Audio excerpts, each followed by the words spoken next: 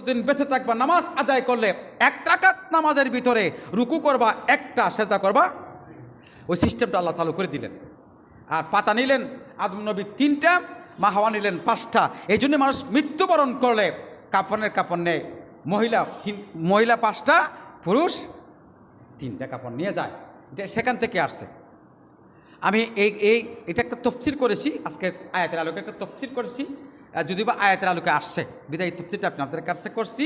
তফসিরের আজকে আল্লাহ কিতাব বলা যে আয়াতে কারিমা আনছেন, আল্লাহ পাক বলতেছেন রব্বানা যালামনা আনফুসানা ওয়া ইল্লাম তাগফির লানা ওয়া তারহামনা লানাকুনান্না মিনাল খাসিরিন। এই মুনাজাত আমরা সবাই জানি, এটা কোথা থেকে আসলো, এই মুনাজাতটা আমরা কেন করি, এই জিনিসটা আপনাদের মধ্যে বুঝাইলাম। আল্লাহ কবুল করুক, সকলে বলে আমিন। তো আল্লাহ পাক মা হাওয়াকে, বাবা আদমকে ফেলে দিলেন।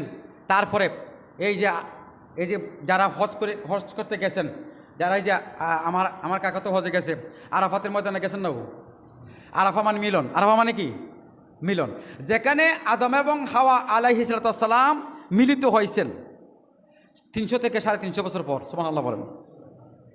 আমার ভাইয়েরা, আল্লাহ রাব্বুল আলামিন বাবা আদম মা হাওয়াকে যখন জান্নাত থেকে বের করে দিলেন, তাফসীর প্রমাণ করেছে, হাদিস শরীফ প্রমাণ করেছে 300 থেকে 350 বছর পর্যন্ত বাবা আদম মা হাওয়া আসমানের দিকে তাকান নাই। কারণ হলো আল্লাহ রাব্বুল আলামিন আমাদেরকে সৃষ্টি করে জান্নাতে রেখে দিলেন, হুকুম করলেন লা তাকরাবাস শাজারা, ওই গন্ধম গাছের কাছে যাইও না, ওই গাছটার কাছে যাইও না, গন্ধম খাইও না, যদি খেয়ে ফেলো তোমরা যাইবা দুনিয়ায়।